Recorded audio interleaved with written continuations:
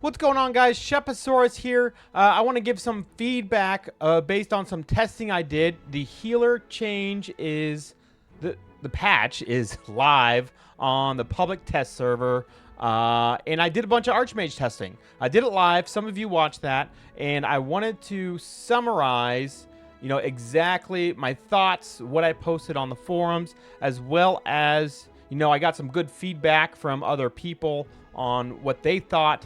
And we'll get into that in a little bit. But first, I want to thank the devs for continuing to improve Warhammer Online each year. This rework is one of many projects already completed and still in the works. I love that the game still feels alive with fresh changes. Keep up the awesome work, guys. The testing I did involved very minimal tactic and mechanic rework testing. I say that I'm assuming a general rotation would be stacking, 4 tranquilities using 4 force skills, then stacking 4 tranquilities again, or vice versa. And I'll give the reason why I'm saying I stack 4 instead of 5.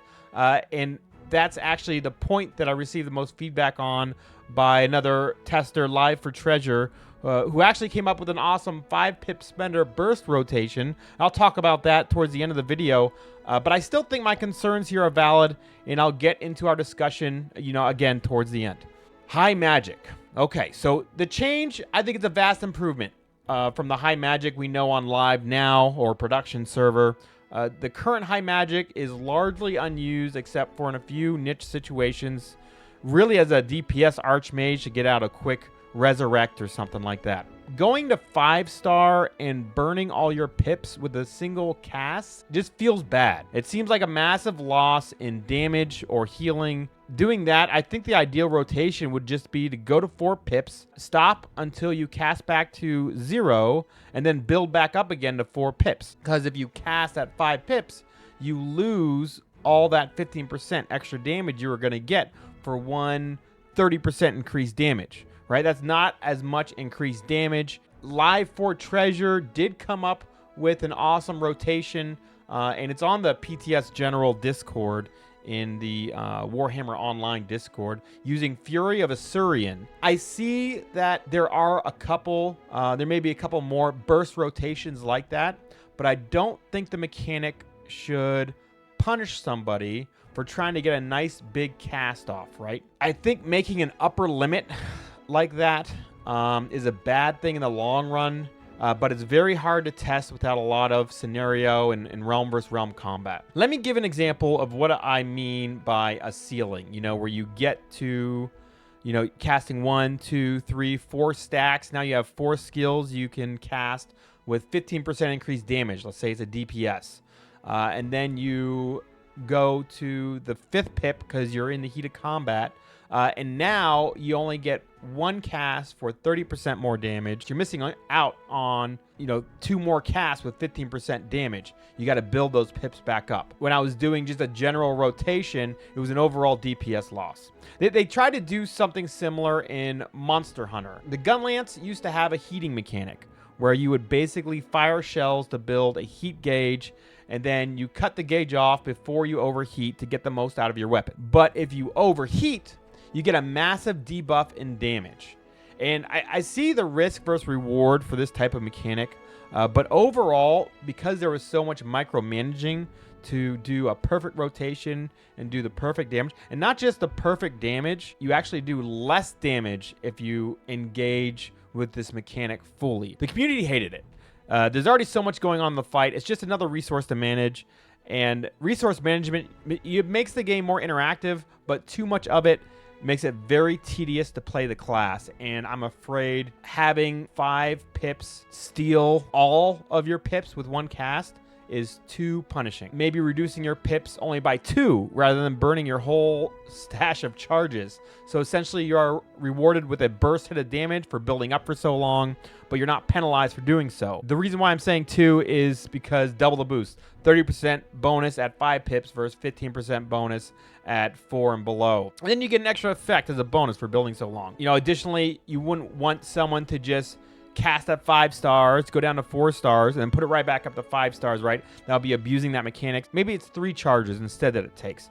But 5 feels like too much and a penalty rather than feeling awesome that you just fired off a powerful spell. And that's kind of what you want. That's what you want at the end of the day. Power class, right? You want to feel awesome for pumping out a big damage, and not that you're now losing damage over the next 4 casts because you decided to see big numbers. Before I get into the balance of the trees, I want to mention how I conducted the testing on my stream. I tested on live and the public test server with an Archmage using almost 650 intelligence. It was 649 exactly on both live and, when I say live, production server and the public test server for both the Path of Asuryan and the Path of Vaul Mastery Tree test. And this is important to note. In live, For Treasure brought that up too. That real way to test the new changes is testing it at the intelligence cap, right? You're above 1,000 intelligence because the DPS Archmage is very sensitive to this, even on live. And I agree with that. But what I wanted to check, and let me get to my comment here.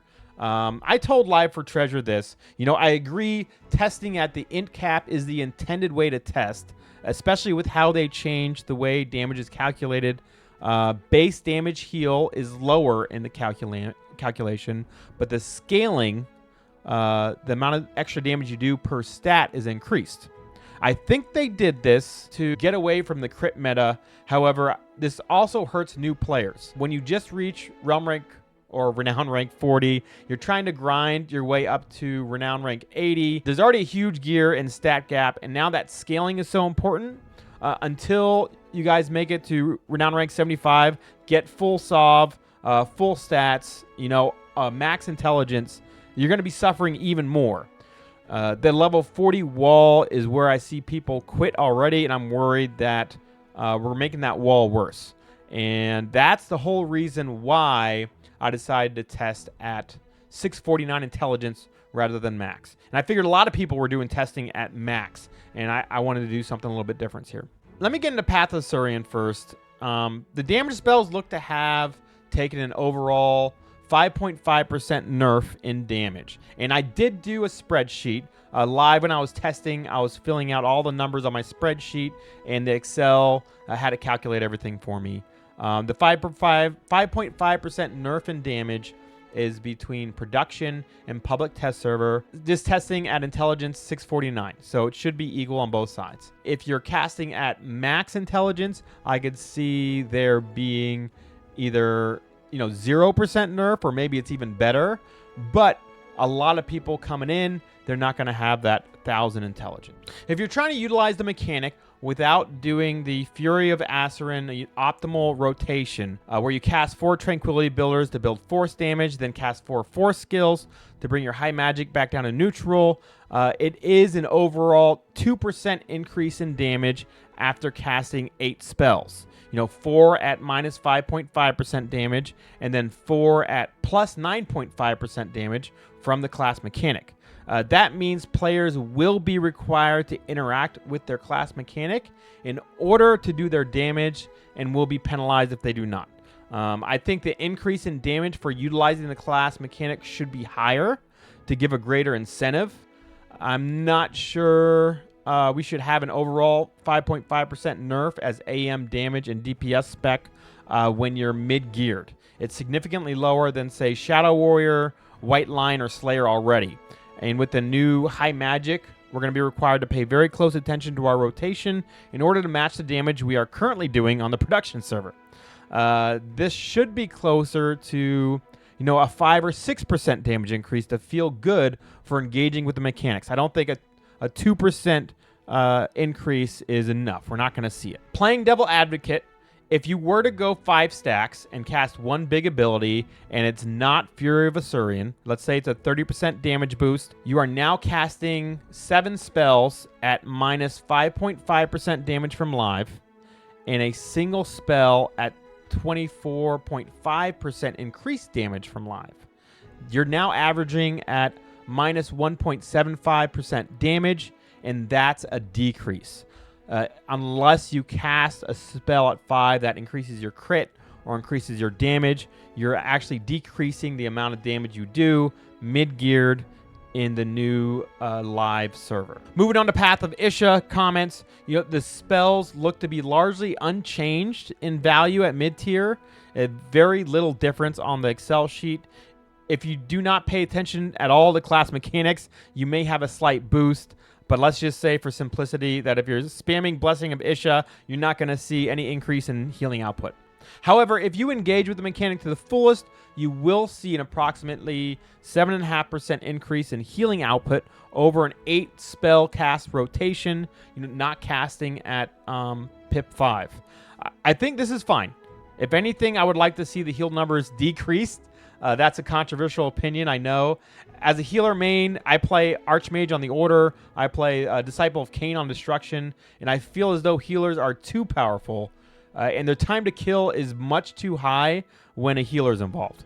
It feels bad for everyone else. But that's probably a conversation for another time. We don't need to get into that here. Finally, let's get to Path of Vaul. The numbers here were slightly more varied in the difference. EOV had a damage decrease of about 30% and a heal decrease of about 7.5%. A massive damage nerf here. Balance Essence without the tactic, this is important, has about a 5.5% decrease in damage and a 5.5% decrease in healing, which was surprising at first since I thought this was supposed to be a buff to our lifesteal build. I also tested Law of Gold and Storm of Chronos just to see what happened. They also had damage decreases, which feels bad. Once we slot in the new tactic, which replaces Expanded Control, we are able to see some big changes that can actually make Balance Essence more viable. However, I think the initial damage decrease is unjustified. The damage is already pitiful, especially against highly geared opponents, and decreasing the damage even more makes me really wonder what the benefit is for doing lifesteal over normal healing. Path of Isha will heal for more, and the damage you will do with the new lifesteal is negligible. It makes Path of Vaul feel like a nerfed healing tree with extra steps. It may be great. It may be great at 1,000 intelligence, but until you get to that end game gear, if it goes live as is, I don't think there'll be any benefit to trying to do Path of Vaul. And let me explain it with some numbers. Once I slotted the new tactic in to improve Balance Essence, our damage decreased by almost 53% from the production server. We're smacking a dummy for 178 damage. That's pitiful. Imagine hitting another player with that. What would it be? 45 damage? That's nothing. The heal is significantly better, though. 1,321 non-crit heal because of the tactic. That felt very nice. If we were actually doing the original damage, 356, this would be very worth the extra steps we have to take. However, 1,321 for a 2-second cast where you have to target both an enemy and a defensive target is worse than a 2-second cast of Boon of Hish healing for 1536 where we only have to select one defensive target. The more I think about it, the more I understand why the increase to healing was hidden behind a tactic, and I think that's okay. You want the player to have to invest in the skill tree and the style of play to be able to do the healing necessary, but minus 50% damage is too much. There's no incentive to significantly harder playstyle of a lifesteal healer where you not only have to manage your enemy targets, which enemy is easiest to hit, which enemy will take the most damage, which enemy can I target without exposing myself to unnecessary risk, and your friendly target. Is the healer low on HP? Okay, target him.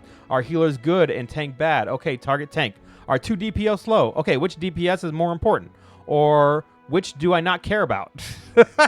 This is on top of managing the new mechanic. I think it's going to be too much to work for a lower heal and insignificant damage. I guess my suggestions for Path of Vaul would be do not give a 30% decrease to the damage of EOV, and don't give a 50% decrease to Balance Essence for making the skill usable as a heal. Moving while casting Balance Essence feels a lot better than the 1.5 second cast. If you need to balance it some way, putting it back to that 1.5 second cast instead of allowing you to move while casting, maybe that's the way to go. But I really don't think this 50% decrease in damage is going to be good at all.